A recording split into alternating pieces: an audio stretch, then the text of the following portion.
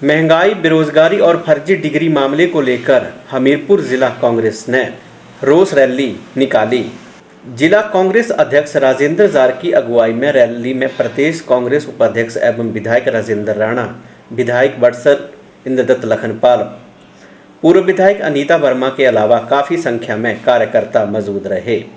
बाद में कार्यकर्ताओं ने हमीरपुर उपायुक्त देवस्वेता वनी के माध्यम से प्रदेश सरकार को ज्ञापन भी सौंपा। जिलाध्यक्ष राजेंद्र जार ने कहा कि दिनों दिन महंगाई बढ़ती जा रही है और इससे जनता त्रस्त हो रही है। वहीं प्रदेश में फर्जी डिग्री मामलों में भी सरकार कार्रवाई नहीं कर रही है।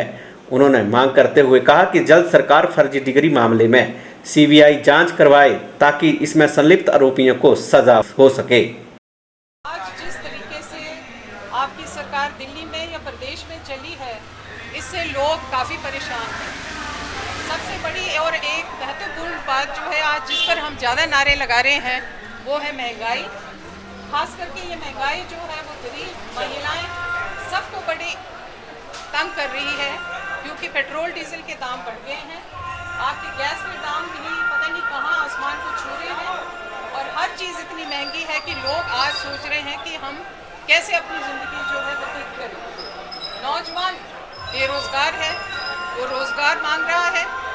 आज आपके लॉ एंड ऑर्डर सिचुएशन जो है वो खास करके हिमाचल प्रदेश में इतनी बिगड़ चुकी है कि एक एक्स एमएलए उसके ऊपर एक आम आदमी ऐसे वार करता है और सामने पुलिस खड़ी होती है और वो कोई उस पर कार्रवाई तब नहीं होती है। तो मैं समझती हूँ कि अगर हम हर दिशा से देखें तो आज मोदी जी सेंटर में नाकामयाब हैं और जयराम जी यहाँ हिमाचल प्रदेश में नाकामयाब हैं।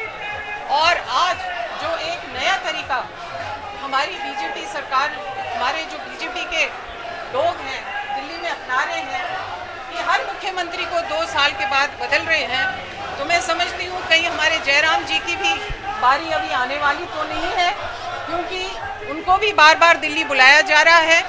और मैं समझती हूँ और अगर ऐसा हो तो शायद कुछ न्याय हिमाचल प्रदेश से होगा। तरक्की पीछे रह गई है, आपकी जो आर्थिक स्थिति है वो हिमाचल प्रदेश की भी इतनी अच्छी नहीं है और कानून व्यवस्था भी बहुत बिगड़ चुकी है। तो मैं यही कहूँगी कि ये जो आज रैली है इन्हीं विषयों पे है और मैं चाहती हूँ कि सारे हमारे को इसका सहयोग। जो सरकार के जन विरोधी फैसले हैं उनके खिलाफ हमने आज आक्रोश रैली निकाली और इसमें जो उभर कर आया ये जो फर्जी डिग्रियों का मामला था, जो सरकार जिसके ऊपर सोई बैठी है उसकी इंक्वायरी के लिए हमने ये प्रोटेस्ट रैली की और उसकी सही इंक्वायरी सीबीआई से करवाई जाए ताकि जो इसमें बड़े बड़े मगरमच्छ इन्वॉल्व हैं, जो इसमें शामिल है, उनको नकाबपोश किया जा सके। तो भारतीय जनता पार्टी की सरकार और ख़ासकर जयराम सरकार इस मामले पर लीपापोती करने में लगी है और हम ऐसा करने नहीं देंगे। पहले कांग्रेस ने ये मुद्दा पहले उठाया था, उसके बाद राजेंद्र राणा जी ने विधानसभा में उठाया और फिर भी जो सीबीआई की मांग थी हमारी पार्टी की, हमारे विधायक इंद्रदत्त लखनपाल और सभी विधायकों की, वो अभी तक पूरी नहीं हुई है। जब तक सीबीआई की इंक्वायरी इसमें नहीं होगी, इस विषय में नहीं होगी, इस घोटाले में नहीं होगी, तब तक हम चैन से नहीं बैठेंगे और समय समय पर हम इस तरह का विरोध प्रदर्शन करते रहेंगे। आज जैसे आपको पता है कि जन विरोधी नीतियों से, महंगाई ने, बेरोज़गारी ने, किसानों के साथ जो व्यवहार हो रहा है सरकार का, जो हमारी संपत्तियां बेची जा रही है, जो हमारे लोगों ने खून पसीने से इकट्ठी की थी, और जो लॉ एंड ऑर्डर की सिचुएशन है, इस वक्त पोजीशन है, वो बिल्कुल नीचे गिर चुकी है।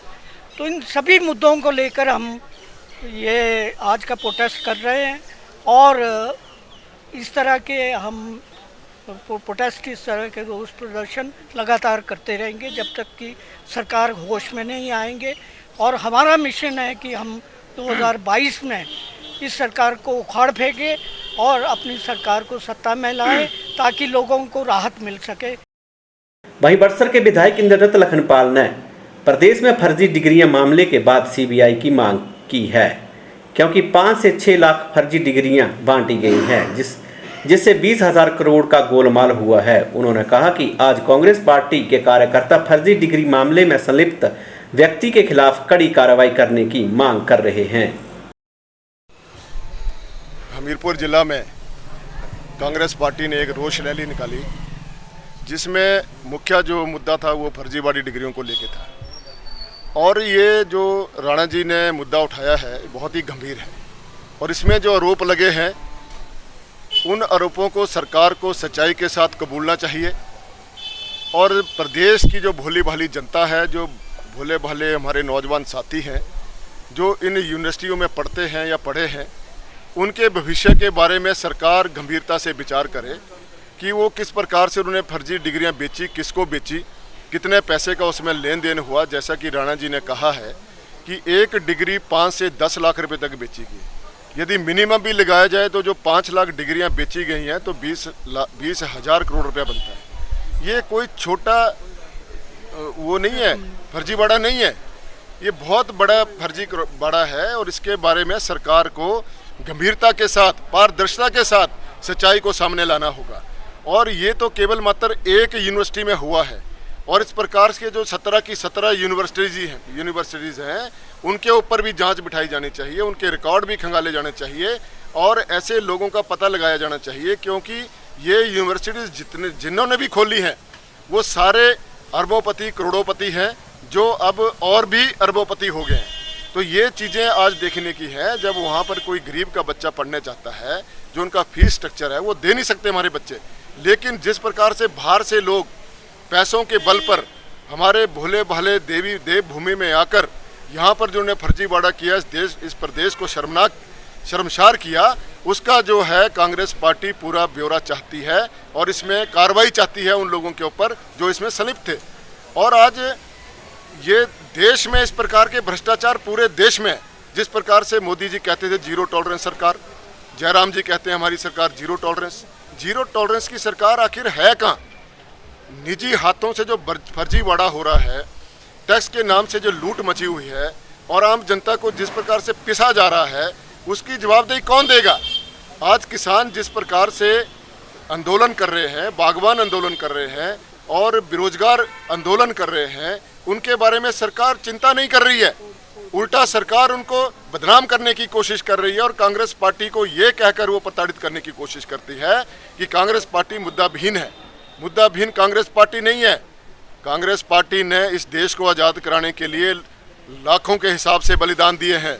मोदी जी, जिस समय ये देश गुलाम था और आज जिस प्रकार से आपकी नीतियों के कारण गुलामी की ओर जा रहा है, दोबारा से कांग्रेस पार्टी ने बीड़ा उठाया है। कांग्रेस पार्टी सड़कों पे उतरकर कोई भी बलिदान देने के लिए तैयार है। इस बात को आप मत भूलिए। आप जितना मर्जी सीबीआई लगा लीजिए, जितनी मर्जी ईडी लगा लीजिए, जितना मर्जी आप दबाने की कोशिश कर लीजिए, अवाम जब सड़कों पर उतर जाएगा तो आपको भागने के लिए भी जगह नहीं मिलेगी। ये मैं बताना चाहता हूँ।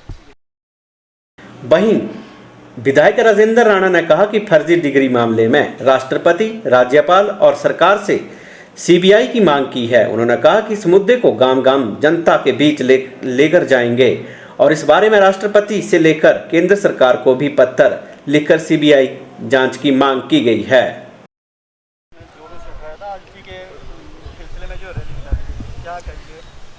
देखिए, ऐसा है कि ये मुद्दा लगभग पिछले 1-1.25 साल से चल रहा है।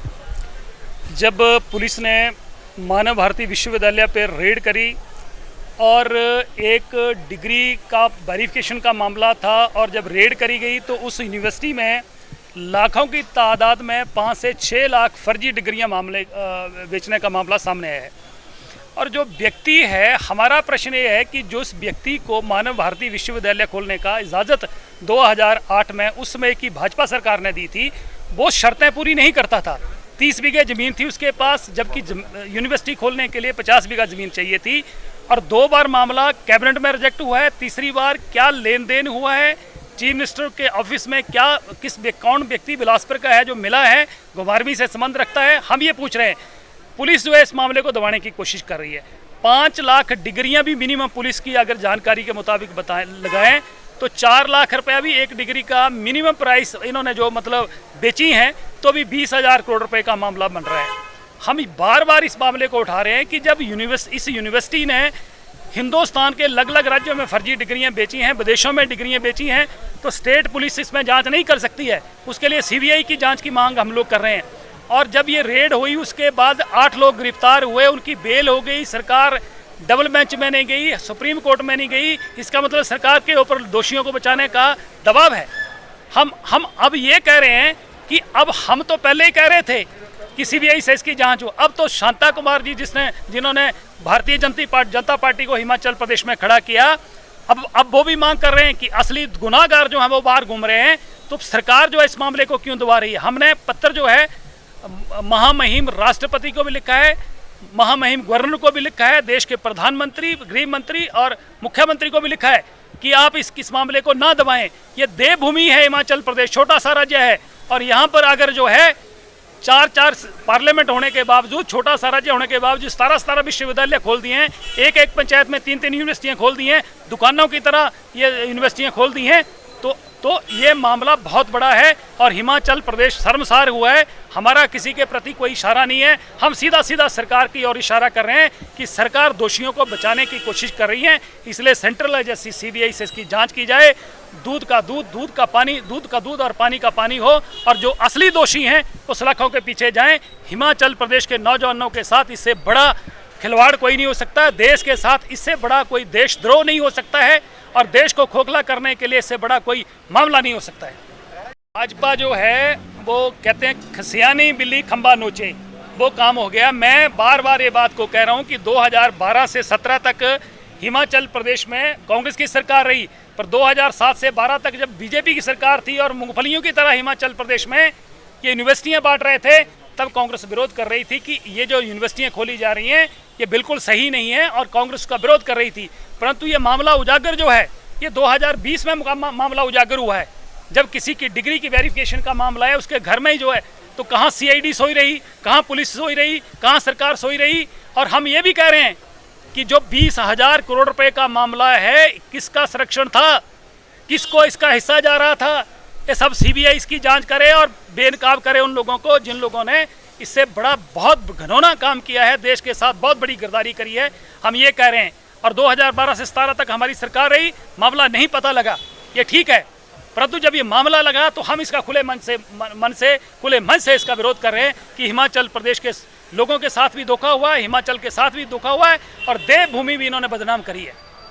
हमें इजाज़त मिलेगी तो हम निश्चित तौर पर ये उनसे मिलने की कोशिश करेंगे, परंतु राष्ट्रपति का एक मिलने का प्रोटोकॉल होता है, मिलने देंगे नहीं मिलने देंगे। परंतु मैंने निश्चित तौर पर उनको पत्र भी लिख दिया है, जिसका मैंने खुले मन से मीडिया को भी उसका जो है खुलासा किया है, और हम बैठने वाले नहीं हैं। हम इस मुद्दे को गांव-गांव तक ले जाएंगे, जनता की अदालत में लेके जाएंगे, उनको बेनकाब करेंगे।